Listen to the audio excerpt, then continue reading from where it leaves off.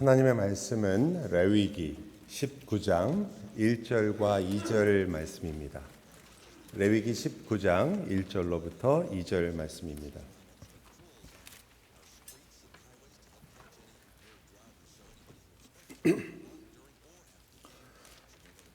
주님의 말씀을 귀 기울여 들으시기 바랍니다.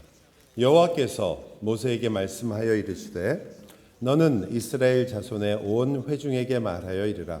너는 거룩하라. 이는 나 여호와 너희 하나님이 거룩함이니라. 아멘. 주님의 말씀입니다.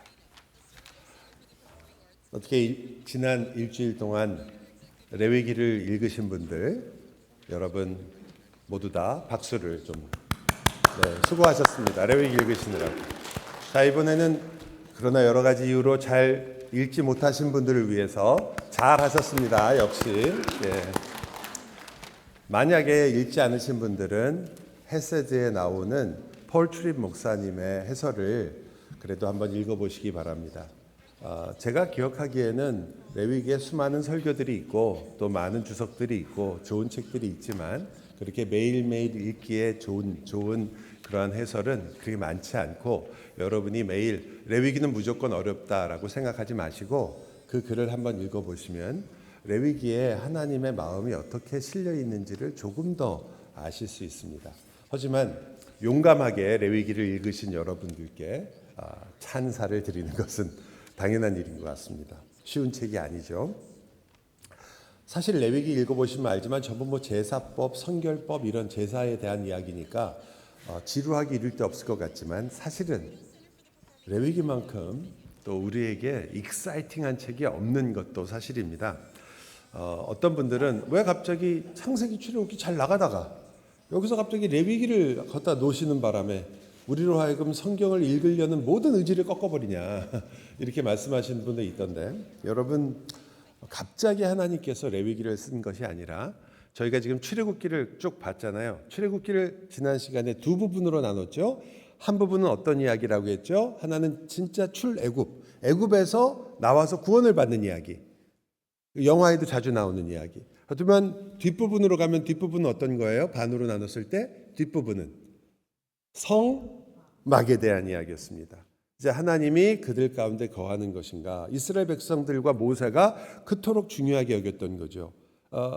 분명히 하나님께서 내가 먼저 가서 너희들에게 길도 다 내주고 그곳에서 너희들로 하여금 가나안에 들어가 잘 살도록 해줄 거다. 내가 사자를 먼저 보내서 다 인도해 주겠다. 그럼에도 불구하고 모세와 그리고 백성들은 그것 앞에서 다 슬퍼했다고 말합니다.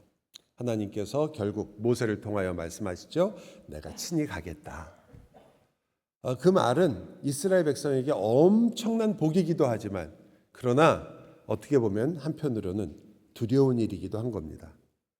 거룩하신 하나님이 죄로 가득한 인생 가운데 함께 가시게 된 거예요. 그러니까 하나님께서 말씀하시거든요.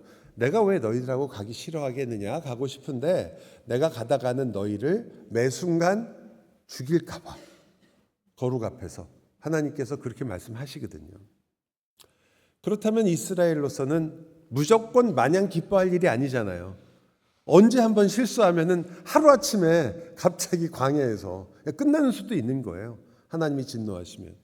그래서 이스라엘 백성들로서는 보통 일이 아니었는데 레위기는 무슨 책이냐면 그렇게 하나님께서 너희 가운데 있기 때문에 너희가 그렇다면 어떻게 하나님과 그 안에서 함께 거할 수 있을까라는 것에 대한 대답입니다.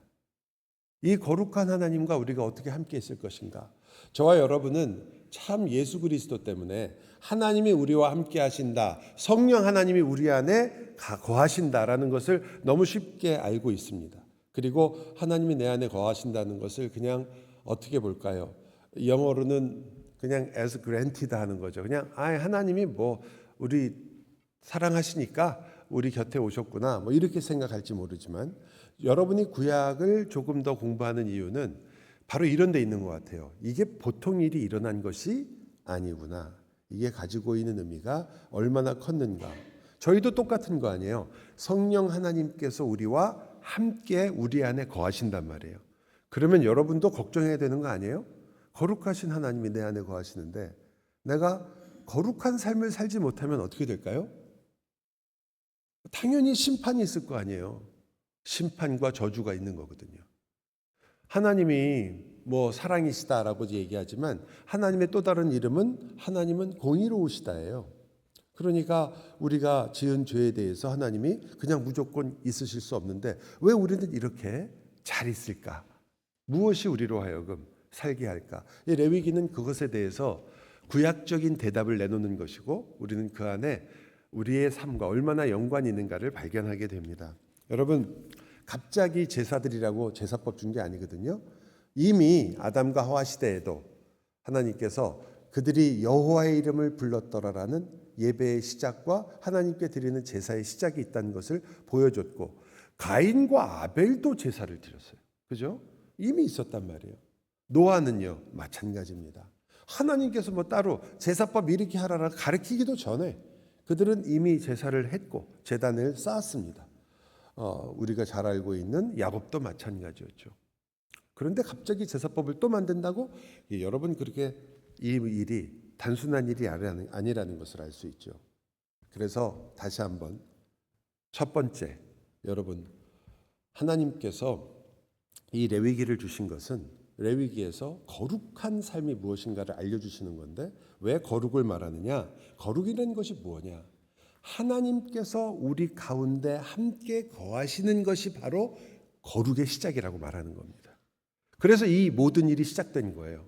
하나님께서 출애굽 그때 하나님이 내가 너희와 성막을 통해서 함께 할 것이다 라고 하셨기 때문에 그래서 제사법과 이 모든 성결법들이 이스라엘에게 주어지게 되는 겁니다.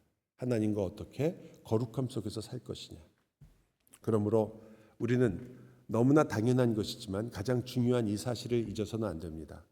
하나님께서 그들 가운데 거하시기 때문에 이 모든 것들이 시작됐다는 것.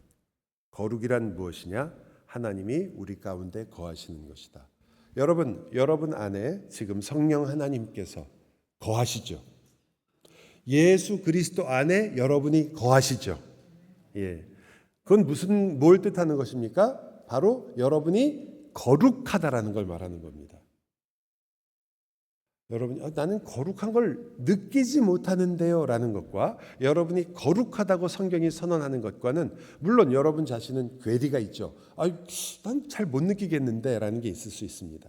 그러나 여러분이 성경이 말하는 바 여러분이 예수 그리스도로 말미암아 구원을 얻었으며 하나님의 자녀다라고 했을 때 여러분의 이름을 뭐라고 부르냐면 성도라고 부릅니다. 사실은 성도는 무리 도자를 쓰는 거지만 여러분 개개인은 성자가 되는 겁니다. 그렇잖아요. 여러분이 거룩한 무리면 여러분 하나하나는 성자가 되는 거죠. 그러니까 사실 우리는 이름을 부를 때 앞에 세인트라고 부르는 것이 원래 정당한 겁니다. 사실 교회를 둘러보면 가끔 세인트 루크스 처치 이런 교회들이 있죠. 성 누가 교회 이런 교회들이 있습니다. 그때 12사도들이나 혹은 우리가 잘 이름은 모르는 사람일지 모르지만 앞에 ST라고 붙여가지고 그 성자 이름을 하는 것도 있죠. 도시 이름도 세인트 루이스, 세인트라는 이름이 붙여서 그것을 거룩한 것이라 이렇게 얘기할 때가 있습니다. 사실은 여러분 이름도 바로 세인트가 붙은 이름인 거죠. 성 한성윤입니다. 비웃지 말아주세요. 여러분도 마찬가지입니다. 거룩한 사람들입니다. 왜요? 하나님께서 함께 하시기 때문입니다. 이제 우리도 그러니까 하나님의 보호만 받고 하나님의 은혜만 누리는 것이 아니라 사실은 하나님과 함께 그 거룩한 분과 함께 살게 됐다는 것을 여러분이 기억해야 되겠죠. 예수님께서도 이러한 비유를 자주 쓰셨지만 아마 여러분이 이해하기에 이렇게 이해하는 것이 제일 빠르지 않을까 생각해요. 즉 저희가 흙탕물 속에서 진흙탕 속에서 뒹굴던 사람이었습니다. 즉 우리는 우리가 원하는 것, 우리의 욕심, 우리가 생각하는 바대로 사실 세상과 전혀 다르지 않게 모든 더러움 속에서 살면서도 그 더러운 것이 더러운 것인지도 잘 몰랐죠. 왜냐하면 다들 다 까마니까, 다들 다 진흙탕 속에 있으니까 우리가 특별하게 우리가 더 나쁘다고 생각하지도 않았는데 어느 날 초대를 받게 된 겁니다. 그것도 왕의 식탁에 초대를 받게 된 거예요. 왕의 식탁에 초대를 받게 됐으니까 예복을 입게 된 겁니다. 그 예복을 입으니까 마음대로 진흙탕 속에 뒹굴 수가 없는 거죠. 이제 예복을 입었으니 깨끗한 옷을 입고 보니까 자기가 얼마나 시커맸는지를 조금 안단 말이에요. 그래서 예수를 믿으면 여러분이 처음에 그냥 무조건 마냥 좋은 것만이 아니라 내가 사는 데 있어서 여러 가지 내가 예전에 살던 방식이나 삶과는 다른 것들이 나에게 벌어지는구나라는 걸 알게 됩니다. 여러분은 더 이상 내가 옛날에 했던 그대로 사는 것이 어색하거나 혹은 심지어는 그렇게 사는 것이 마음에 캥기는 일이나 양심을 찌르는 일들이 예전과는 다르게 자꾸 생각되는 거죠. 그러나 어쨌든 예복을 입게 됩니다. 내 몸에 잘 어울리지 않을 수도 있고요. 입고선 실수를 해갖고 뭐 좀 떨어뜨리고 음식 먹다가 흘리기도 하고 그래서 다시 깨끗하게 닦고 손으로 문지르면서 살더라도 예복을 입게 된 겁니다. 왜냐하면 왕의 식탁에 초대를 받았으니까요. 이 식탁은 우리식으로 말하면 밥상에서 같이 교제를 나누고 즐거워하는, 식구들이 모두 함께 밥상에서 즐거워하는 시간입니다. 그냥 자리를 채우러 가는 게 아니고요. 왕과 함께 만나서 왕과 대화를 하고 왕을 즐거워하고 왕은 우리를 기뻐하는, 식탁에 앉은 모든 이들은, 심지어 왕은 이 식탁에 앉은 이들을 내 자녀들이라고 부르는 그러한 식탁에 우리가 초대받은 겁니다.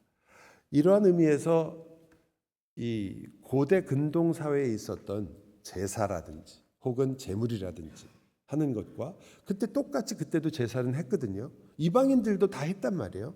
왜냐하면 우리 모두에게는 하나님의 형상으로부터 생긴 종교성이라는 게 있거든요. 그것을 씨앗이라고 그래요. 그 안에 하나님이 없으면 우리 인생이 구멍이 난 것처럼 전혀 만족할 수 없는 그것이 누구에게나 있기 때문에, 그래서 우리는 신을 찾게 된 그러한 일들이 있게 됩니다. 하지만 그들이 우리가 찾는 신은 사실은 찾는 신이라기보다는 우리가 만드는 신들이죠. 왜냐하면 우리가 제사는 신에게 드리는 것 같고 신의 이름을 부르는 것 같지만 사실은 우리의 욕망을 투영한 것들입니다. 진짜 신이 아니잖아요. 사탄은 그러한 우리의 욕망을 훨씬 더 부추기고 증폭시키는 거죠. 그래서 그것들이 무언가를 우리에게 해줄 수 있는 것처럼 그렇게 우리를 속이기도 합니다. 무엇이 다르냐고요? 우리가 하나님을 부르는 것과 이 우리가 만든 신은 우리가 하나님의 형상을 회복하려고 하는 것에는 아무 관심이 없습니다. 우리를 통하여 하나님의 형상을 회복하고 그 열매를 맺는 일은 전혀 관심이 없다는 뜻이죠. 무슨 윤리적인 결정을 하도록 도와주거나 심지어 죄를 해결하려고 하는 일에는 관심이 없습니다. 왜? 우리의 욕망과 우리의 이익을 위한 신이기 때문입니다. 그 신과 결정적으로 우리는 참되고 긴밀한 교제를 할 수가 없고 필요도 없어요. 그 신은 그저 우리 이야기를 들어주기만 하면 되는 거고, 또 우리는 그 우리 이야기를 들어주는 신에게 갖다 바치기만 하면 되는 겁니다. 그것이 우리가 지금도 알고 있는 이제까지 우리가 신을 섬기는 방법이고, 여전히 그 대상이 조금은 바뀌었을지 모르지만 우리가 돈과 그리고 우리가 원하는 건강과 우리가 바라고 있는 모든 것들과 우리의 욕심과 맺고 있는 관계입니다. 거기에 무슨 인격적인 관계가 있습니까? 돈이 여러분을 위해 줍니까? 아니잖아요. 여러분이 돈을 사랑하는 것만큼 돈이 여러분을 사랑해 주던가요? 그렇게 여러분을 세워주고 살려주고 온 힘을 다해서 여러분을 위해서 무언가를 결정해 주던가요? 아니잖아요. 인격적인 관계가 불가능하고 사실은 필요도 없습니다. 이해관계만 있을 뿐이죠. 그러나 사실상 하나님은 우리와 함께 계실 때 그러한 인격적인 관계를 원하시게 됩니다. 자, 그러므로 거룩이란 게 뭐냐라고 할 때 첫 번째는 하나님이 우리와 함께 하기 때문에 우리는 이미 거룩하다라는 것으로 출발하는 게 매우 중요합니다. 여러분이 그것을 읽는 순간 우리는 거룩을 만들기 위해서 애를 쓰는 또 다른 어떻게 보면 그것을 위해서 애를 쓰는 것이 좋아 보이고 신앙생활을 잘하는 것 같은데 사실은 끝없이 이루지 못하는, 그래서 절망하고 또 절망할 수밖에 없는, 자신에게 실망할 수밖에 없는, 그래서 사실은 기독교 예수 그리스도를 믿고 있으면서도 그리스도가 주는 평안과 기쁨을 누리지 못하는, 여전히 내가 무엇인가로 내 부모의 마음을 만족시켜야 되고 인정을 받아야 되고, 아버지와 어머니는 야, 내가 너를 내 자식으로 단 한 번도 아닌 걸로 여겨본 적이 없으며 나는 너를 그렇게 사랑했는데, 자녀는 말하는 겁니다. 아버지, 나는 아버지 칭찬을 받기 위해서 정말 열심히 했고요. 아버지가 한 번이라도 나에게 칭찬하고 나에게 눈을 주기 위해서 난 모든 어떤 일이든지 했습니다. 아니, 얼마나 흔하면 드라마에서 중요한 소재잖아요, 이게요. 아버지와 아들의 관계에서 평생 아버지를 어떻게 하든지 인정받으려고 애쓰던, 자기 자존감은 너무나 낮고 그리고 자신감도 없으며 그것 때문에 인격적으로 파탄을 일으키는 모습까지 가끔 보여줍니다. 그것이 다 사실은 아니겠지만, 그러나 우리는 하나님을 그렇게 믿을 수 있다는 거예요. 평생을 불안감과 두려움과 그리고 어떻게 하면 인정을 받아볼까라는 마음이, 아니요, 시작을 반드시 하셔야 됩니다. 하나님은 여러분을 기뻐하시며 하나님은 여러분을 하나님의 자녀라 부르시기를 부끄러워하지 않으시며 하나님께서는 여러분을 정말로 사랑하신다는 사실, 여러분을 거룩하다고 부르신다는 사실을 잊으시면 안 됩니다. 이 첫 번째, 여러분이 이 모든 논의가 가능한 이유입니다. 이 두 번째는 당연히 그렇기 때문에, 거룩이란 뭐냐? 하나님과 그저 신과 인간 간의 관계가 아니라 하나님이 우리를 친구라고 부르는, 내가 너의 아버지가 되고 너는 나의 자녀가 된다는, 나는 너의 왕이 되고 너희는 나의 백성이 된다는 인격적인 관계를, 친밀한 관계를 함께 맺으시기를 원하는 거죠. 식탁에 여러분을 부른 이유는 여러분을 그냥 앉아서 밥 먹여서 보내려는 게 아니라, 내가 그 식탁을 통해서 너와 이야기하고 싶으며 너의 이야기를 듣고 싶고, 나는 너를 아껴주고 너는 나를 사랑하고, 함께 웃고 같은 것으로 같이 감동을 받고 기뻐하고 즐거워하고 싶은 것입니다. 여러분이 여러분의 자녀와 누리고 싶은 것과 똑같이 하나님도 여러분과 함께 그것을 누리고 싶은 것이고, 자녀가 어느 날 대견한 말을 한마디만 하면 그 마음이 너무 기뻐서 어쩔 줄 모르는 것이 바로 하나님의 마음입니다. 여러분이 하나님께서, 아버지께서 여러분에게 격려하며 그리고 매일 응원가를 부르고 계시다는 것은 혹시 아십니까? 매일 여러분에게, 아니 오늘도 새로운, 날마다 너를 새롭게 하노라, 힘을 내고 다시 일어나서 주님의 나라를 향하여 다시 일어나 가자라는 것을 매일 하십니다. 여러분을 그렇게 사랑하고 아끼고, 우리는 어떤 때는 잊어버리고 그것이 우리에게 일어나는 일임에도 불구하고 우리는 지나쳐버리지만, 아니요, 하나님은 잊으신 적이 없겠죠. 우리도 역시 물론 하나님의 음성을 기뻐할 때가 있습니다. 그리고 우리가 하나님을 사랑한다고 고백합니다. 사랑하는 거니까 인격적인 관계죠. 사랑을 어떻게 인격적인 관계 없이 할 수 있겠습니까? 어떤 때는 밀고 당기기도 하고, 어떤 때는 우리는 하나님께 엉뚱한 이야기를 하기도 하고, 불평과 불만을 토로하기도 합니다. 하나님도 답답하시니까 내가 너를 어떻게 하면 좋겠느냐라고 답답해 하실 때가 있는 것처럼, 우리도 하나님, 아니 이 정도면 좀 여기서 한 번쯤은 좀 숨구멍을 주셔야 되는 거 아닙니까? 라고 우리가 기도하기도 합니다. 그러나 몹시나 인격적인 거죠. 마치 모세와 하나님이 맺었던 관계와 같습니다. 그러므로 거룩은 하나님과 친밀한 인격적인 관계를 가지고 있는 것입니다. 여러분이 말씀을 읽는 것 자체, 하나님의 음성을 구하는 것 자체가 거룩한 것입니다. 우리가 기도하려고 우리의 마음속에, 주님, 제가 지금 정말 하나님 외에는 갈 곳이 없습니다라는 그 삶을 성경은 거룩하다라고 얘기하는 겁니다. 물론 여러분이 그렇게 말씀을 읽고 기도하고 우리가 말하는 교회에서 예배하고 이런 것만이 아니라, 여러분이 심지어 아내를 사랑하는 그 순간에, 그리고 남편을 존중하는 그때, 그 삶을 뭐라고 한다고요? 거룩하다. 그래서 남편을 부를 때 뭐라고 부르냐면 godly husband라고 불러요. 즉 경건한 남편이다 이렇게 말하거든요. 거룩하다는 뜻이에요. 여러분이 아내를 사랑하면, 그리고 내 몸처럼 아끼게 되면, 왜 고개를 숙여요? 모든 남편들 고개를 들고, 그렇게 하면 그게 거룩한 삶이에요. 여러분 거룩한 삶 맨날 물어보시잖아요. 목에 힘주는 거 아니에요. 성경책 멋있게 들고 다니는 거 아니에요. 예배 때 막 찬양 잘하는 거 아니에요. 그것은 거룩한 것이 있지만 그게 다는 절대 아니에요.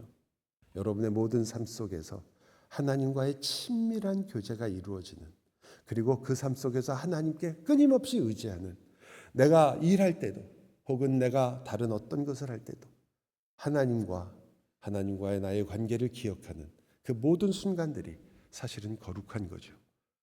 여러분이 성실하게 일할 때 여러분은 거룩한 삶을 역시 살 수 있다는 겁니다. 그렇다면, 그것이 거룩이라면 성경은 그렇게 예복을 입어서 하나님 앞에 서게 하는 게 무엇인가가 이제 레위기에서 다시 설명을 하려고 하는 거예요. 이제 임재한다. 너와는 그렇게 모세처럼 친밀한 관계를 맺는다. 그리고는 그렇다면 너와 내가 그렇게 친밀한 관계가 되려면 뭐가 필요하냐? 제사와 제물이 필요하다는 거죠. 근본적인 것들을 하나씩 열어주는 겁니다. 이 제물이라는 단어 자체가요, 우리를 가까이 하게 만드는 것을 제물이라고 합니다. 물론 라틴어로는 거룩하게 하는 것이라는 뜻이 있지만, 이 제물이라는 것이 우리로 하여금 가까이 가게, 누구에게? 하나님께 가까이 가게 하는 것. 제물은 하나님께 드리는 뇌물이 아니에요. 제물은 하나님께 바쳐갖고 하나님 잘 봐주세요 하는 게 아닙니다. 이것은 하나님께 가까이 가게 하는 것입니다.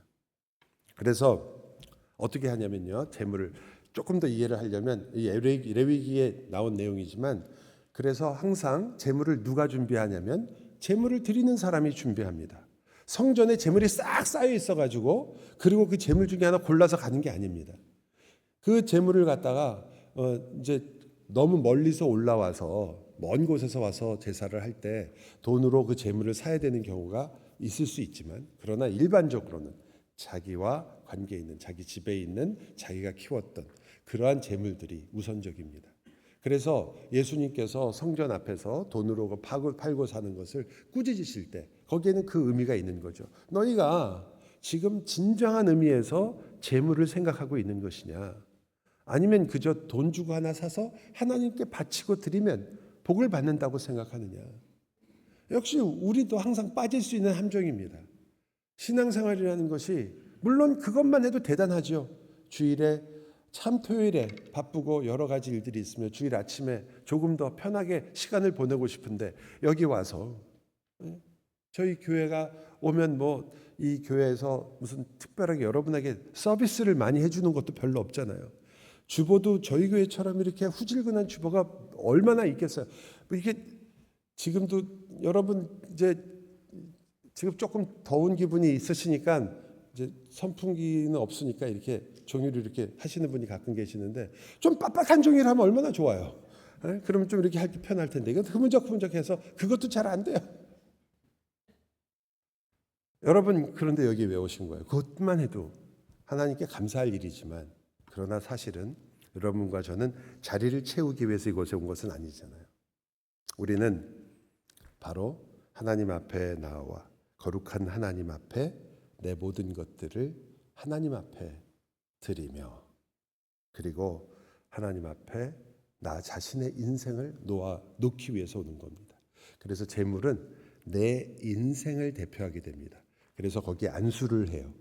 그러면 여러분의 인생 전체가 이쪽으로 넘어간다고 보시는 것이 가장 좋은 방법입니다. 왜냐하면 여기에 여러 가지 의미가 있거든요. 나의 죄를 이 제물이 대신한다. 또 나의 죄를 이 제물에게 전가한다. 전해서 그가 가지게 한다. 짊어지게 한다는 뜻이 있어요. 예수님이 우리의 죄를 짊어지시죠. 또 예수님이 우리의 죄를 대신하여 죽으시죠. 비슷한 것 같지만 짊어진다는 것과 대신한다는 것은 아주 깊은 여러 가지 의미를 갖고 있는 거거든요. 여러분이 이 제물에 안수하게 됩니다. 이 안수를 하면 내 인생 모두를 넘기니까 모두 넘어가요. 내 죄도 같이 이쪽으로 가게 됩니다. 자, 그러면 나의 기쁨도, 여러분이 자랑할 만한 것들도, 내 교만도, 내 상처도, 내 아픔도, 내 눈물도 그리스도에게 짊어지게 되는 거죠. 여러분, 그게 우리가 말하는 바로 주님께서 나의 모든 인생을 짊어지셨다는 의미죠. 그렇기 때문에 여러분과 제가 손을 얹었다, 재물에 손을 얹었다는 말을 읽을 때, 그 재물이 바로 나를 대신하고 있는 거구나. 그리고 그 인생이 죽는 것이 재물의 가치입니다. 재물은 죽어야 돼요. 왜냐하면 분명하게 레위기에서도 말하지만 죽어야 되는 이유는 바로 그 피 때문에 그렇습니다. 육체의 생명은 피에 있음이라.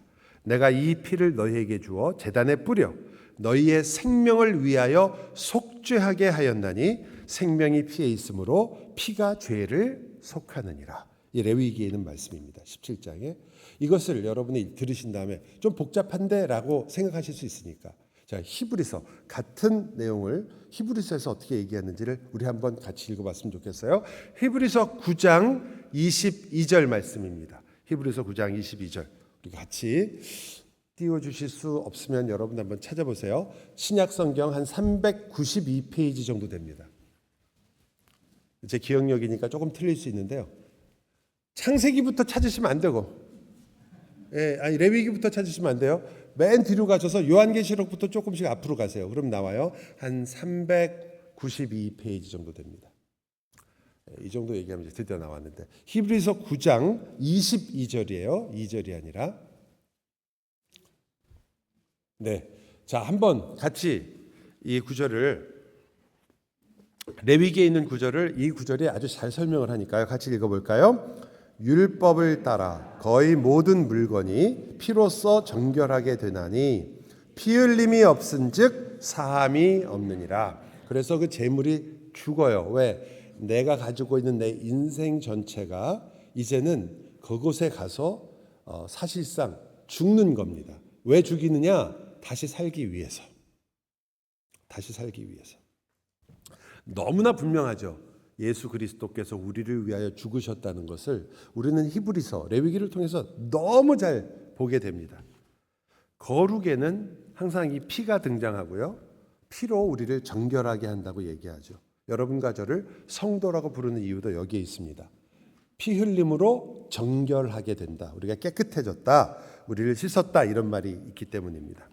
정결하게 된 자이 여러분이에요. 나의 죄를 대신해서 나의 죄를 짊어지시고 피를 흘리신 예수 그리스도, 죽임 당하신 어린 양, 내 가족과 같았던 양을 데리고 가서 내 인생을 그에게 얹고 그가 죽습니다. 여러분이 그리스도 안에서 일어난 일은 그와 똑같습니다. 내 인생 전체를 그리스도에게 드린 것이고, 그리스도는 나를 위하여 그 모든 것을 짊어지고 죽으사 내가 마땅히 감당해야 될 내 인생의 모든 결과를 함께 짊어지신 겁니다. 그 결과 중에 가장 무서운 결과가 뭐예요? 죄의 싹은 사망이라. 우리가 회복할 수 없는 하나님과의 관계를 영원히 유지하게 되는 겁니다.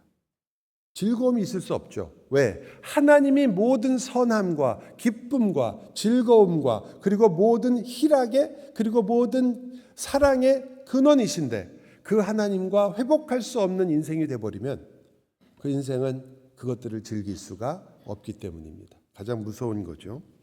그래서 이제 이 제사와 제물을 통해서 우리는 제물이 죽게 되면 이제 어린 양이 내 인생을 짊어지고, 그래서 그 안에 내 생명도 있고 내 성공도 있고 내 실패도 있고 내 고통도 있습니다.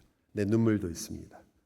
그렇기 때문에 여러분과 제가 힘들수록, 아플수록, 상처가 자꾸 커 보일수록 우리는 그 어린 양을 보아야 되는 겁니다. 왜냐하면 내 인생 전체를 그분께 드려야 되기 때문이죠. 내 상처와 아픔이 여러분의 인생을 흔들지 못하도록 하는 것이 바로 여기에 있습니다. 여러분의 상처가 여러분을 붙잡고 있으면, 여러분의 눈물과 아픔만이 여러분을 붙잡고 있으면 여러분은 결국 그것에 의하여 움직일 수밖에 없죠. 그게 주인이 된단 말이에요.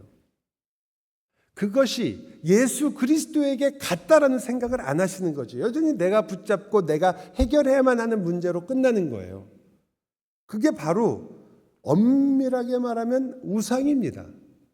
여러분은 지금 그게 여러분 인생의 중심이 되어가는 거니까요. 그 어떤 것이 되었든지 간에 내 실패가, 내 인생을 내가 마음에 들지 않는 내 인생이 있다면, 그 인생이 여러분을 붙들고 흔들고 있다면 여러분은 그것이 지금 우상이 되고 있는 것을 모르고 있는 거죠. 그저 내 상처를 붙잡고 아프니까 위로를 받겠다고 울고 있을 뿐인데 사실은 그것이 여러분의 인생 자체를 흔들고 있는 것입니다. 그것이 되지 않는 방법, 그 되지 않도록 여러분은 예수 그리스도를 봐야 되는 거예요. 그리스도께서 이것을 짊어지고 계시며 그것 때문에 죽으셨는데 이제 내가 여기서 그것을 나의 인생의 모든 것인 것처럼 붙잡고 살아서는 안 된다는 것을 보게 됩니다. 우리 자신도 그리스도와 함께 제물이 되는 것이고 그리고 함께 죽기 때문이죠. 이것을 위하여 그리스도가 죽으셨잖아요. 사랑하는 형제와 자매들이요, 또한 나의 어머니요, 나의 아버지들이요, 잊지 마십시오. 여러분과 저도 그렇게 죽었습니다. 여러분의 상처가, 여러분의 아픔이 어떤 것이든지 앞으로 겪을 그 모든 상처가 얼마나 클지, 여러분의 인생이 얼마나 어둡고 사망의 음침한 골짜기일지 우리는 사실 다 모릅니다. 이제까지 실패했다고 느꼈지만 더 큰 어려움이 있을 수도 있습니다. 이제까지 성공한다고 느꼈지만 어쩌면 더 힘든 상황이 벌어질 수도 있습니다. 아니 반대로 굉장히 좋은 인생이, 우리가 생각하기에 세상에서 편하고 행복한 인생이 우리 앞에 혹 있을 수도 있습니다. 모두가 다 원하는 거겠죠. 그러나 여러분, 그 모든 일 속에서 여러분이 예수 그리스도를 바라보는 것을 놓친다면 그것이 아무리 대단한 것이라도 우상 밖에는 될 것이 없습니다. 그것이 여러분의 인생을 붙잡고 흔들 것이기 때문이죠. 오직 예수 그리스도께서, 그분이 나를 위하여 죽으신 그 십자가가, 그리고 그분이 내 인생을 영원한 생명으로 이끈 그 생명이, 그리고 그분이 약속하신 하나님과 같이 사는 것이, 이 즐거운 식탁에서 주님과 같이 이야기하며 이 즐거운 식탁에서 하나님의 백성들과 같이 있는 것이 바로 인생의 가장 아름답고 즐거운 일이구나를 여러분이 놓치게 되는 거죠. 그렇게 고상하며 가장 뛰어나며 가장 놀라우며 가장 선한 것을 맛보지 못했기 때문에 우리는 다른 것에 만족하기가 쉬운 겁니다. 조금만 좋은 것만 있으면 너무 쉽게 만족해 버리는 거죠. 그러므로 여러분은 예수 그리스도를 보아야 하는 거죠. 그게 바로 거룩의 의미이기도 합니다. 거룩은 여러분의 인생을 위하여 주님이 지신 십자가가 바로 거룩이고, 그리고 우리가 그 내 인생을 짊어지신 그 어린 양을 바라보는 것이 바로 거룩입니다. 거룩은 우리가 생각하는 추상적인 것이 아니라 우리가 그리스도에게 돌이키고 있는 그것이 거룩이고, 그 그리스도를 바라보는 것이 거룩입니다. 이제 제물이 그런 것이라면 제사는 그 제물이 드려지는 방식이죠. 많은 설명이 있지만 간단하게 말하면 불에 태우거나 혹은 그 제물을 함께 먹는 일들이 있습니다. 레위기를 읽으면 여러분이 주로 이 태우는 일이 많이 있고 또 그 다음에는 함께 먹는 일을 보게 됩니다. 태운다는 것은 주님께서 그 향기를 받으신다는 뜻이에요. 연기로 나오는 것을 향기로운 제물로 내가 받는다. 하나님께서 그 제물을 받으신다는 것이니까 내가 너와 화목하게 되었으며 내가 예수 그리스도의 피를 인정하고 그리고 너와 내가 화목한 삶을 살기로 이제 시작했다라는 걸 의미하죠. 그러나 동시에 그 고기를 함께 먹는다는 것은 바로 하나님과 화목하여 이 모든 것을 함께 나누게 되는 식탁의 사건을 이야기합니다. 내가 예복을 입었다라는 것을 가장 잘 보여주는 거죠. 하지만 여러분, 이건 정말 시작 중에 불과합니다. 이제 드디어 내가 예복을 입고 식탁에 앉게 되었구나, 주님께서 나를 그 식탁에 앉도록 하셨구나 라는 것은 시작에 불과합니다. 우리는 많은 경우에 예수를 믿게 되면 여기서 거의 다 멈추십니다. 드디어 내가 예수를 믿게 됐다. 하나님의 사랑을 받게 되었다. 이제부터 나도 주님과 함께 식탁에 앉게 되었다. 아니요, 식탁에 앉게 되는 이유가 뭡니까? 먹고 마시기 위해서입니다. 함께 먹는 이들과 함께 같이 떠들고 이야기하고 즐거워하기 위한 것입니다. 우리는 거기에 주로 막혀서 그 다음에는 꼭 이런 이야기들을 많이 하세요. 드디어 내가 식탁에 앉게 됐으니 하나님 내가 뭘 할까요? 이제 제가 저기 나가가지고 음식 좀 갖다 나르겠습니다. 하나님, 제가 일단은 하나님 필요하신 게 뭡니까? 내가 뭐든지 제가 일을 열심히 하겠습니다 라는 것으로 자주 갑니다. 중요한 일이죠. 누군가는 서브를 해야 되니까요.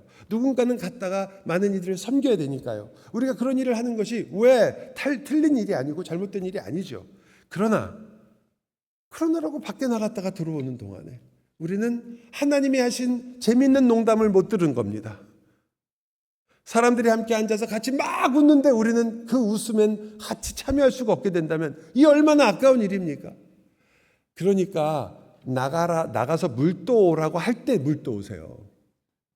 하나님이 야, 너 좀 가서 물 좀 떠와라. 이때 아멘 그러고 물 떠오셔야지. 여러분이 혼자 나가서 하나님의 일을 하겠다고 그렇게 하는 동안에 여러분은 여러분이 즐겨야 할 것들을 너무나 많이 잃어버립니다. 어떻게 보면 안타까운 거죠. 여러분은 식탁에 앉아서 사실은 이 우주를 함께 하나님과 논할 사람들이고 이것을 어떻게 다스릴까를 같이 의논하고 그리고 영원한 생명을 어떻게 누릴까를 하나님과 함께 같이 이야기하며 가장 선하고 가장 순수한 웃음을 하나님으로부터 배우게 될 것입니다. 내가 기뻐한다는 것이 무엇인지를 정말 알게 되는 그 자리거든요. 하나님의 마음을 쏟아놓는 자리고 여러분과 제가 우리의 마음을 쏟아내는 자리입니다. 그것을 천국의 식탁이라고 할 수 있겠죠.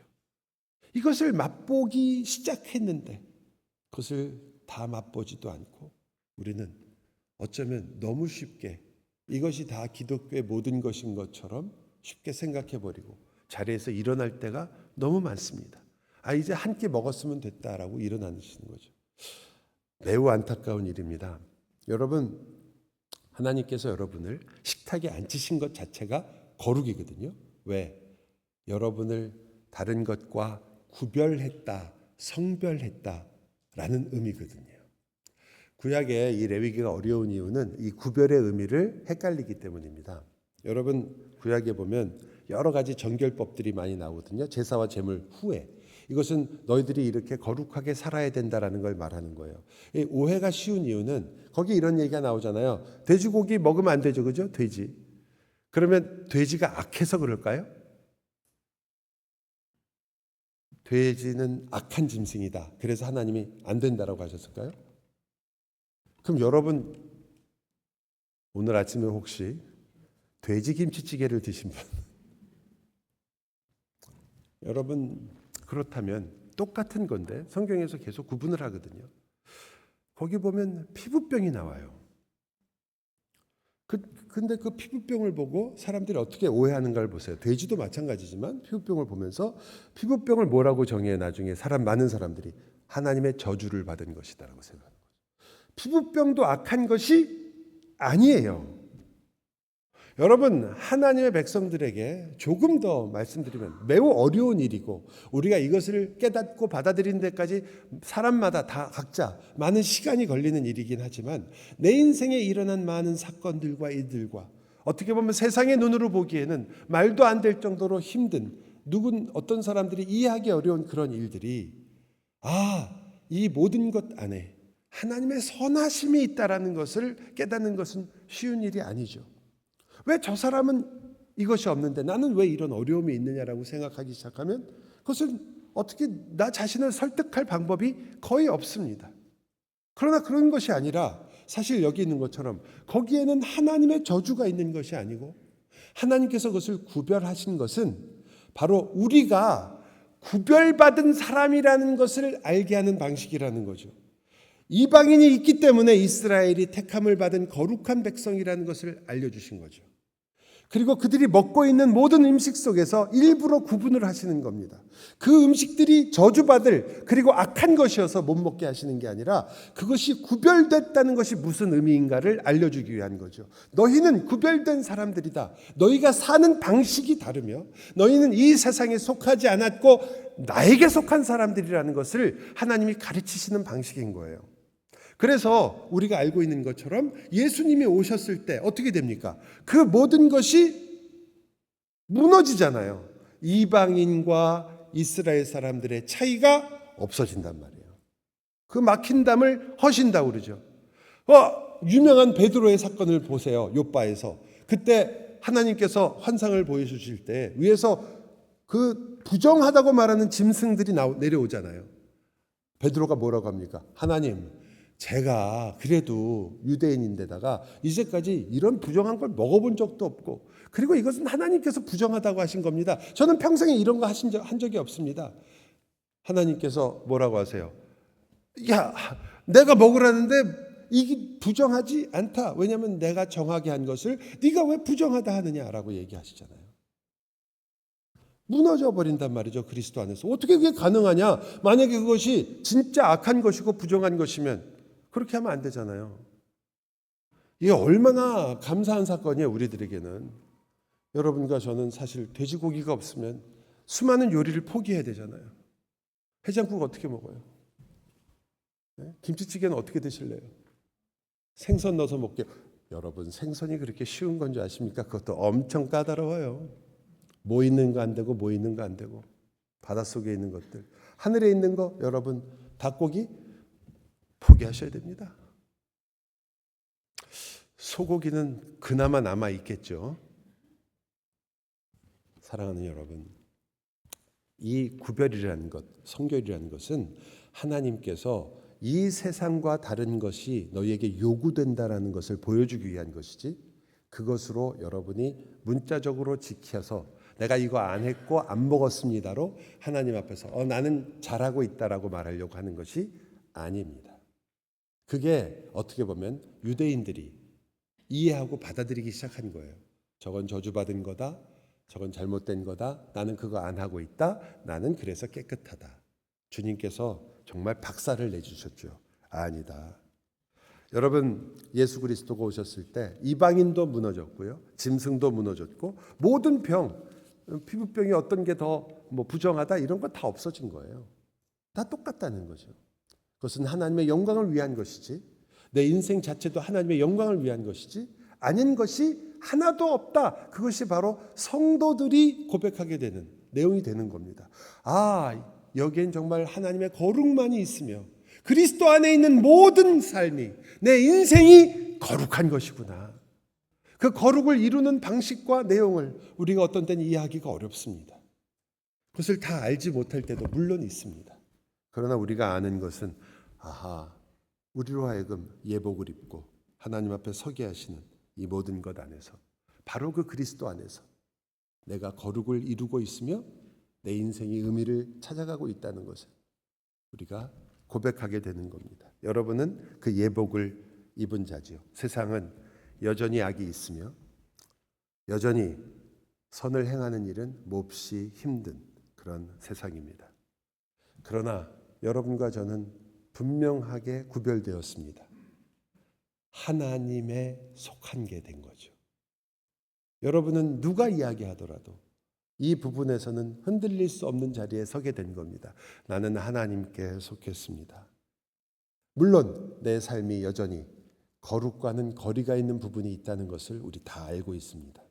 그럼에도 불구하고 처음부터 말씀드렸지만 우리는 하나님에게 속한 거룩한 백성이 됐습니다. 그러니까 우리는 죄를 피하게 되는 거죠. 거룩하니까. 거룩한 사람인데 그것이 있는 곳을 피하려고 하게 되는 겁니다. 싸우게 되는 겁니다. 하나님 나라 밖에 있는 것들은 사랑할 수 없다라는 것을 아는 겁니다. 그것들이 나에게 절대 결국은 나를 기쁘게 할 수 없다는 것을 알기 때문입니다. 여러분, 돈이 여러분을 행복하게 만들 수 없다는 것은 세상 사람들이 말하는 것과 여러분과는 좀 다릅니다. 세상 사람들은 돈이 위험하고 돈만 줬다가는 그렇게 인생이 망가진다. 이런 드라마에 나오는 혹은 실제로도 우리가 보는 인생의 처참함과 비참함을 얘기할지 모르지만 저희는 다릅니다. 저희는 돈이 끝까지 좋은 것을 주어도, 여러분 성경에 나오잖아요. 얼마나 잘해줬으면 그냥 눈이 솟아올라가지고 잘 보이지도 않을 정도로 너무 잘 먹어서, 그러면 그 자식은 좀 안 돼야 되는데 자식도 잘 되고 하는 일마다 다 잘 풀린단 말이에요. 죽을 때쯤 되면 하나님께서 심판하셔서 그냥 아주 그냥 처참하게 죽을 줄 알았는데 아주 편하게 눈을 감더라. 여러분 다 원하시는 거 아니야? 죽을 때 정말 주님께서 은혜를 베푸셔서 좀 조용하고 편하게 죽었으면 좋겠다. 그런 생각 하시잖아요. 근데 악한 사람들이 그렇게 죽더라. 아니 어떻게 이럴 수가 있느냐? 이게 끝까지 가더라도 우리는 아니다라고 얘기하는 이유가 그렇게 사는 삶이 나빠지고 우리가 생각하는 이 세상에서 정말 실패하고 그리고 이 세상에서 모든 거 뺏기고 결국 마지막은 권선징악 그래서 결국 그들은 벌을 받고 이래서가 아닙니다. 세상에 다른 사람들에게 무수한 해를 끼치고 끝까지 잘 먹고 잘 사는 사람 많아요. 아닙니까? 여전히 있고 우리가 하나님이 살아계시다 무슨 일이 있겠지. 주님 앞에 갈 때는 그렇게 될지 모르지만 이 땅에서는 끝까지 잘 먹고 잘 사는 사람이 많아요. 세상에 부자가 많은데요. 부자 중에 예수 믿는 사람들 있지만 안 믿는 사람이 더 많을걸요. 아닙니까? 예수 믿어서 부자가 된다는 말은 그래서 좀 통계적으로도 안 맞는 것 같아요. 여러분, 우리가 끝까지 가면서 그것이 아니다라고 하는 것은 그것이 나를 하나님께 가까이 가지 못하게 하는 것이지. 내가 하나님을 온전히 의지하지 못하게 하는 것이기 때문입니다.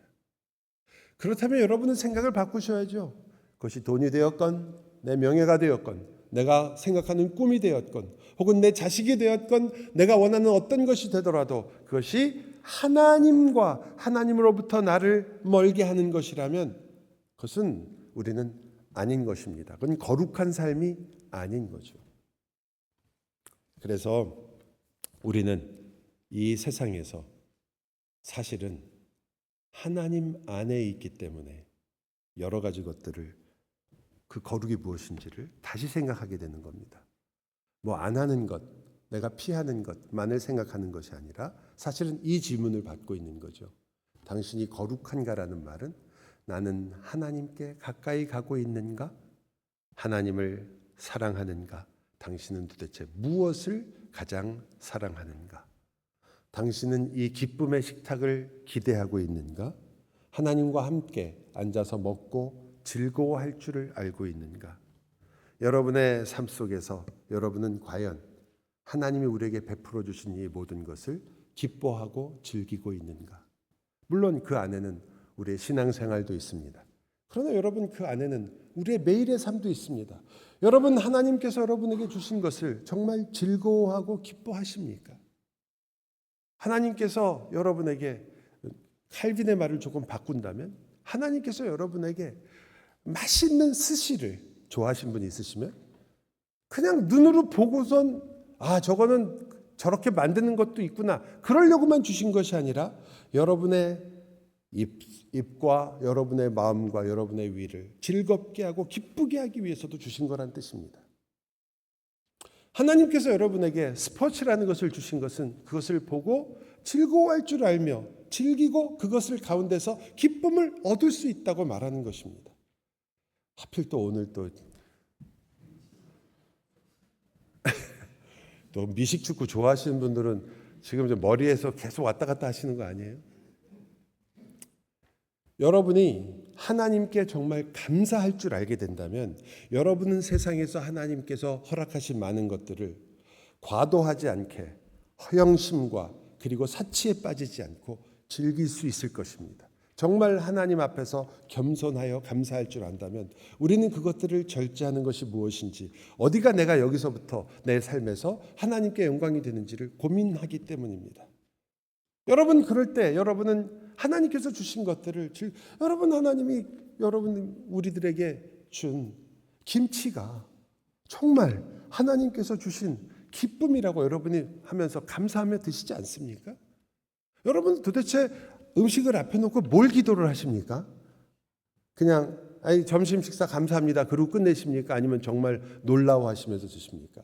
여러분 500년 전에 한국에 빨간 고추가 들어오지 않았으면 우리는 지금도 백김치 먹어야 됩니다. 무슨 맛으로 먹었겠어요 그 김치를? 고춧가루가 여러분 김치가 뭐 옛날 고조선부터 있던 게 아니잖아요. 하나님의 섭리와 은혜가 왜 우리로 하여금 그런 것들을 하나님이 누리게 하셨는지를 기억하고 맛있게 기뻐하며 감사함으로 먹는 것도 하나님께 감사하는 것이며 그것이 하나님이 기쁘시게 하는 일들입니다. 왜 여러분은 매일의 일상에서 하나님을 기뻐하게 하고 하나님을 섬길 수 있으며 하나님께 영광을 돌리는 일들을 이렇게 포기하십니까? 그 거룩한 삶을 왜 포기하세요? 아닙니다. 기뻐하십시오. 주님이 주신 것을. 또한 이 거룩은 회개라는 것도 잊지 마십시오. 하나님을 다시 찾는 것, 그리스도를 붙잡는 것, 그리스도와 함께 죽고 그리스도와 함께 사는 것, 그것 역시도 우리가 식탁에서 하나님과 이야기하고 즐거워하는 그 안에 들어있는 것들입니다. 우리는 그곳에서 하나님의 말씀을 듣고 우리가 누구인지를 알기 때문입니다. 거룩은 하나님께서 나를 얼마나 사랑하시는지를 아는 일입니다.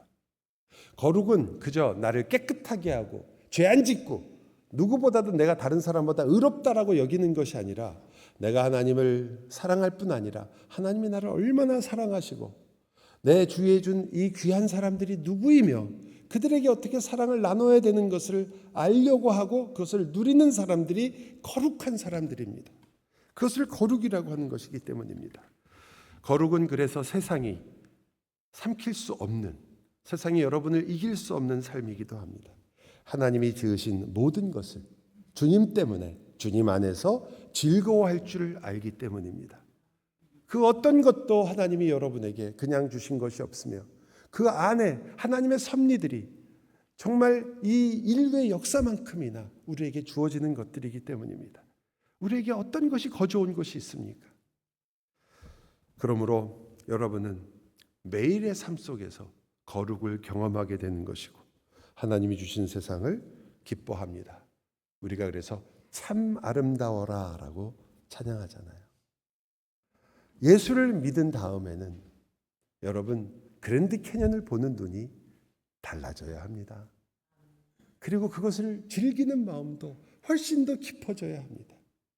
세상 사람들은 와 대단하다라고 하고 어떻게 이렇게 엄청나냐 그것에 놀랄지 모르지만 저와 여러분은 그 하나님께서 우리에게 이러한 정말 이 기대하지 않았던 것들을 주심으로 우리의 마음을 정말 감동하게 하고 기쁘게 하는 이 모든 것들을 놀라야 되는 거죠. 사실 참 아름다우라는 찬송도 그래서 참 좋은 찬송입니다. 저는 일주일 동안 말씀을 묵상하는데 머리를 떠나지 않는 게 찬송가가 아니에요. 찬송가가 아니라 1967년경에 발표한 노래인데 그때는 베트남 전쟁이 굉장히 미국을 흔들 때였죠. 그때 미국이 정말 어쩔 줄 모르고 좌절하고 어려웠던 그 시절에 나온 노래인데 저는 물론 나중에 들었지만 그 노래가 계속 머리를 맴돌아요. 그때 어떻게 이런 노래가 나왔을까? What a Wonderful World 라는 노래입니다. 아세요? 루이 암스트롱이 불러서 유명한 노래죠. 흉내도 못 내죠. 그분 목소리는. What a wonderful 이렇게 하니까. 하지만 얼마나 그 가사가 이렇게 되거든요. 그래서 계속 머리에서 맴도는 거예요. 제가 세속적이 된 거죠. 위에서 기도해 주시기 바랍니다. 그 가사가 이렇게 합니다. 푸른 나무들이 보이는가? 저기 저렇게 피어나는 붉은 장비가 보이는가? 근데 그 앞에 이런 말이 있어요. 나와 당신을 위해서 피어난 저 붉은 장미가 보이는가? 이 얼마나 말도 안 되는 이야기입니까? 붉은 장미가 언제 자기를 위해서 피어요? 핀 걸 보고 갖다 맞추는 건 모르겠죠. 세상 사람들은 그렇게밖에 볼 수 없잖아요. 그런데 신자는 아니잖아요. 우리는 알잖아요. 하나님께서 왜 그렇게 예쁜 장미를 주시는 것인지, 어떻게 우리의 눈을 그렇게 기쁘게 하시는 것인지 알잖아요. 여러분 밤하늘의 별들을 생각해 보세요. 밤마다 그 반짝이는 별들을 보면서 누가 그것을 즐거워하고 이야 대단하다고 말하겠습니까? 뭐 늑대가 앉아서 울면서 그러겠어요? 와 하늘의 별들이 너무 아름답구나 그러고 오 그러고 울겠어요? 뭐 우리 집에 있는 고양이가 개가 하늘을 보면서 이야 저 별들이 저 은하수를 봐라 이러겠어요? 여러분밖에 없거든요. 우리를 위해서 하나님이 이 온 우주를 가지고 우리에게 주시는 그 놀라운 광경을 생각해 보세요. 하나님이 그것을 우리에게 주시기까지. 제가 옛날에 이런 글도 쓴 적이 있었는데요. 참 피곤하고 힘든데 집에 가는 길에 특히 저희는 그걸 잘 보잖아요. 10번 그 110번 후레를 타고 딱 내려가다 보면은 해가 질 때가 있어요. 시간은 5분에서 10분도 안 돼요. 근데 그때 구름이 낀 날 해가 지면서 노을이 정말 너무너무 예쁘게. 야, 미국에 와서 그때 노을이라는 건 한국에서 봤던 노을은 시커매가지고요. 매연이 너무 많았으니까, 전 서울에서 살았으니까 좋은 그 노을을 별로 본 적이 없는데 여기 오니까 막 그 노을이, 지금도 그래요. 오후에 노을이 너무 아름답잖아요. 한 5분이에요. 누가 보고 그렇게 마음의 평안을 얻을까요? 그거 볼 때마다 마음이 참 하나님의 따뜻한 사랑이 아닌가 생각될 정도로 누리거든요. 하나님의 응원가가 아닌가요? 여러분, 그걸 보고 감동받을 사람은 사람밖에 없어요. 하나님이. 그럼 여러분 이렇게 얘기하실래요? 저녁 5시쯤 되면 저 해가 저 넘어가고 그때 여기 구름 속에 있는 수분, 거기에 있는 물방울에 해가 비쳐가지고 그래서 그 각도에 따라서 여러 가지 노란색과 파란 색깔이 막 나서 그렇게 보이는 것이다. 이렇게 설명하면 그게 뭐예요? 그 사실처럼 보이지만 아니란 말이에요. 누가, 왜 노을이 생길까요? 여러분과 제가 무엇을 즐기고 무엇을 감사하며 살아야 되는지 정말 모르시겠습니까? 하나님의 이 온 우주를 누구를 위해 창조하셨는지 정말 모르시겠습니까? 이 노래를 보면 그래서 이렇게 말하는군요. 이 모든 것을 보면서 속으로 생각합니다. What a wonderful world. 참으로 아름다운 세상이다. 당신과 나를 위해 핀 장미래요. 신자야말로 이것을 누려야 되는 사람들 아닙니까? 물론 루이 암스트롱이 제가 알기에는 신자이지만 이 곡 자체가 크리스천을 위해서 쓴 곡은 아니고 베트남 전쟁 속에서 너무나 지친 우리 많은 사람들이 희망을 가지라고 쓴 곡이겠죠. 그러나 신자는 그것을 가지고 있는 사람들입니다. 우리는 세상의 욕심을 보지 않고 하나님의 손길을 볼 줄 아니까요. 거기에 있는 하나님의 사랑을 발견할 줄 아는 사람들이니까요. 세상에서 이러한 삶을 살려고 하는 것은 얼마나 어리석은 일입니까? 세상은 손해보지 말라고 하고, 세상은 이겨야 한다고 얘기하고, 세상은 경쟁을 이야기하고, 세상은 여러분이 어떻게 하면 더 높은 자리에 올까를 항상 이야기합니다. 그래서인지 또 다른 굉장히 오래된 노래도 같이 생각이 났어요. 이거는 엘비스 프레슬리가 불렀으니까 진짜 옛날 노래죠. 어느 노래인지 아세요? I cannot stop falling in love with you 라는 노래. 근데 그 가사가 앞에가 이런 내용이 있어서 제가 계속 기억이 났어요. Wise man says라는 말로 시작하거든요. 지혜로운 척하는 사람들을 우리들에게 말하죠. 오직 어리석은 사람들만 사랑에 빠진다고. 근데 저는 그게 그냥 물론 재밌는 가사고 사랑에 빠진 사람들에게 한 얘기지만 기독교인도 똑같은 것 같아요. 우리는 정말 어리석은 사람들이에요. 이 자리에 와서 지금 뭐하고 계세요? 이 시간에. 골프를 치면 골프 실력이라도 늘 텐데 이 시간에 여러분이 만약 나가서 돈을 번다면 돈을 조금 더 벌 수 있는데 우리는 어떻게 이렇게 어리석게 와서 그렇다고 여기 와서 마음이라도 편하고 모든 게 잘 되나요? 아니 속상한 일도 많고 답답한 일도 많고 교회 때문에 받는 상처도 있고 또 어떤 때는 하나님의 은혜보다는 도대체 내가 여기 와서 도대체 뭘 바라고 여기 있는가 생각될 때도 있을 때가 있잖아요. 근데 우리가 왜 여기에 와 있죠? 정말 어리석은 사람들 아니에요. 지혜로운 사람들이 우리에게 말하는 거죠. 참 예수 믿는 사람들 이상한 사람들이다. 어리석은 사람들이다. 그런 사람들만 사랑에 빠진다. 그러면서 말하는 가사잖아요. 그러나 나는 당신과 사랑에 빠지지 않을 수가 없다고. 여러분, 저도 그래서 비슷하게 한번 적어봤어요. 제가 이 교회에 와서 지금도 계속 같이 기도하며 또 지금도 스트러글 하는 것들이 있고 그리고 우리가 안에 어려움들이 있을 때가 있고 어떤 때는 참 즐겁고 기쁜 추억들이 있고 평생을 잊고 싶지 않은 순간들이 저에게 있습니다.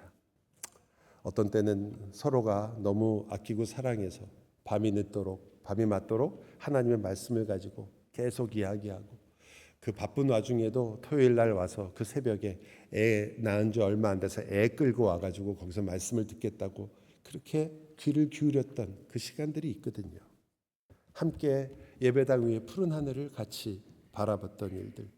늦은 오후에 지붕 위에 같이 올라가서 저 지는 노을을 같이 보면서 야, 교회 좋다. 이렇게 얘기했던 그 추억들. 스피커를 달면서 그러면서 즐겁게 서로 웃고 떨어뜨릴까 봐 다 조마조마하면서 웃었던 시간들. 저희 교회에서 태어났던 아기들을 보러 갔을 때 아이들이 울고 또 어떤 때는 자고 하던 그런 모든 모습들. 서로 함께 나누었던 진리.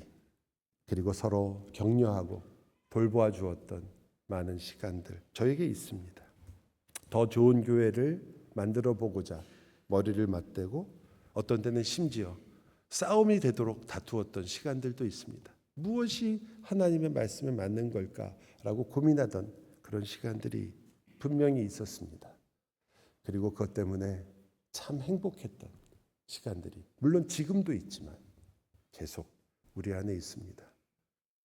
옆에 우리와 함께 앉아서 주일을 같이 보내며 예배했던 형제와 자매들이 우리에게 있습니다. What a wonderful church. 이 얼마나 아름다운 교회인가.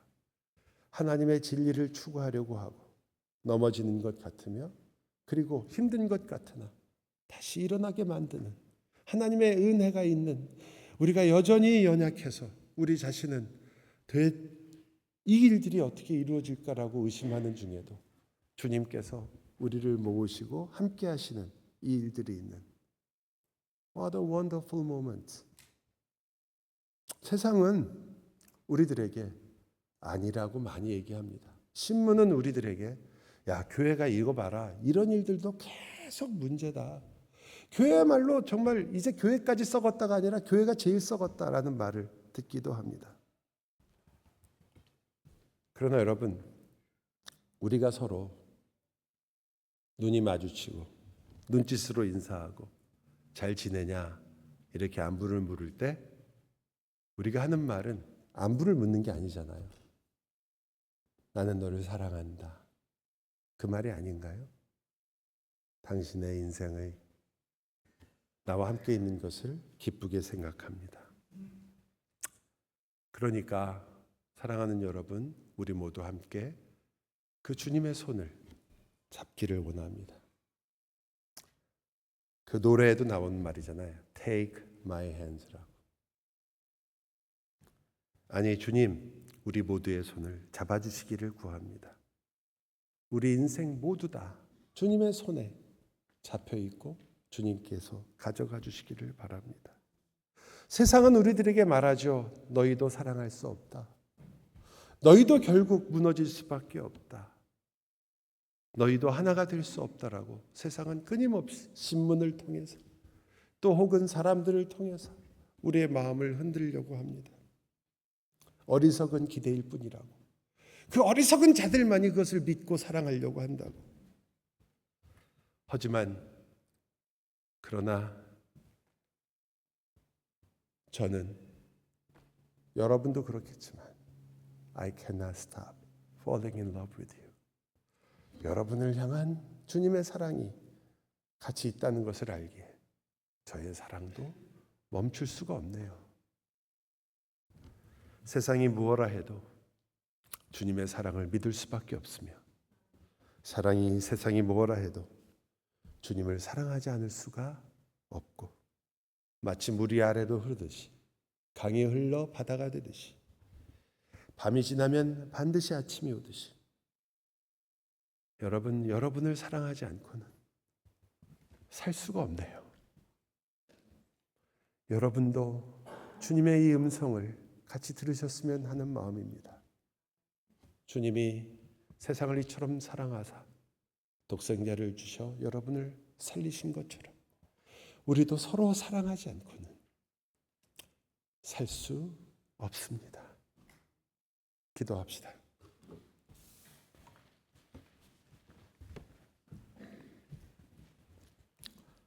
사랑하는 주님, 그 주님의 은혜가 없다면 우리는 어디에 지금 서 있을까요? 여기까지 우리가 그저 온 것처럼 생각하는 그 순간들을 우리는 어떻게 이렇게 쉽게 잊어버릴까요? 그렇다면 주님께서 우리에게 큰 소망 중에 함께 하실 것을 왜 우리는 자꾸 잊어버릴까요? 세상이 무엇하고 얘기하든, 사탄이 무슨 말로 우리를 유혹하든, 주님이 우리를 하나 되게 하시며 사랑하신 그 사랑이 어찌 멈출 수 있으며 끊어질 수 있을까요? 그러므로 주님을 믿는 믿음 가운데 저희가 고백하나이다.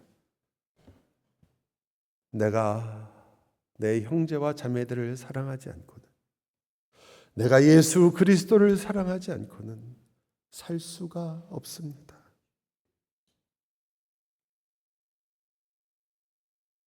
예수 그리스도의 이름으로 기도하옵나이다. 아멘.